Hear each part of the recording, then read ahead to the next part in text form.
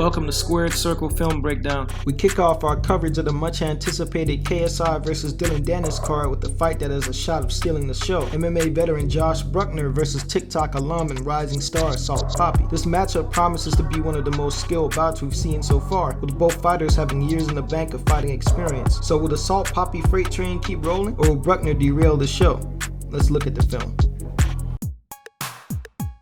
The former MMA fighter likes to work at the long to mid-range, employing constant herky-jerk feints and movement to lull his opponents to sleep.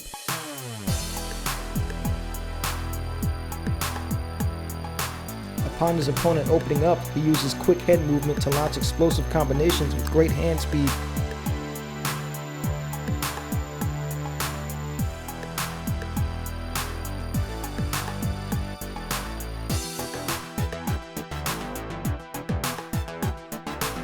Defensively, Josh relies on a good understanding of distance, often opting to hang just outside of his opponent's range when not engaged, and using reverse shuffles to bounce out at the end of engagements. More on that later, however.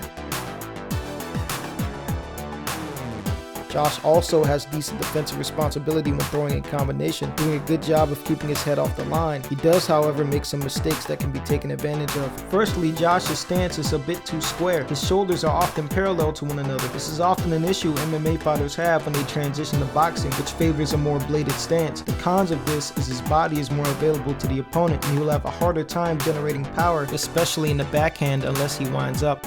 Against a smart fighter, Josh's constant herky-jerk movement can begin to present a rhythm which can be timed. While Josh's straights are for the most part technically sound, he has a tendency of throwing his hooks overly wide and slapping, leaving him open to shots in between. He also sometimes overextends when throwing the two, becoming front foot heavy and off balance. Though sometimes this is done purposely as a shift of forward momentum to continue pressure, the smart fighter can still take advantage of the moment he's breaking his base during the stance switch.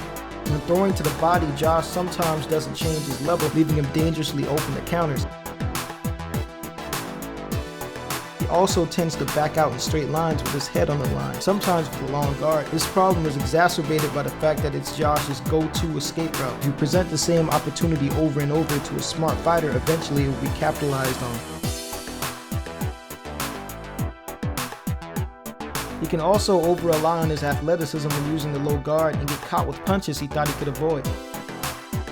Salt Papi in general is a similar type of fighter to Bruckner, also being mainly a counterpuncher who uses probes and feints to set up explosive offense. Where Josh uses constant feints and movement, Salt prefers to utilize an active lead hand to occupy his opponent's jab hand and disguise his own offense. Like Bruckner, he also prefers to manage distance using quick reverse shuffles out of range, which has the same pros and cons as they did with Josh. Salt also showcases impressive foot speed for a man of his size, being able to take the opponent's weak side angle with sharp step pivots and causing terror for his opponents with slower feet. For as talented as Salt is, he makes mistakes that could be costly in this bout. Most notably is that when throwing in combination, he lacks defensive responsibility, opting to leave his head in the A-slot. This is exacerbated by tendencies to drop his offhand when throwing.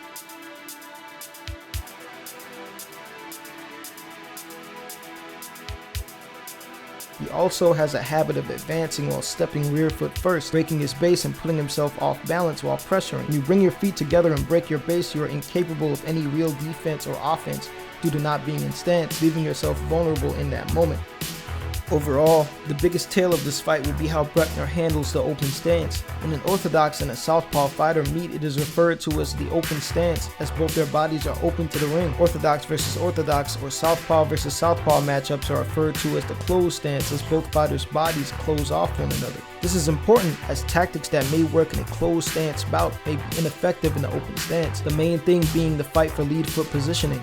In the open stance, the fighter's lead hands are level to one another, meaning the power hand, if thrown from the neutral position, is not in line with the opponent and will likely miss. By getting your foot to the outside in the open stance, you remedy this issue. Your power hand is now lined up with your opponent and you will be able to score, where before it would likely miss. This is why lead foot positioning in the open stance is so important, and why Josh's inexperience against southpaws as a boxer could be a problem. That being said, Salt already shows a good understanding of exploiting the matchup. Whoever consistently wins the lead foot battle may very well win the fight. Overall, this is a hard fight to call. I can see likely paths to victory for both fighters, as they both show flaws that the other is definitely capable of capitalizing on. But in my opinion, it's a toss-up. Let me know how you got it in the comments. Like and subscribe for more content.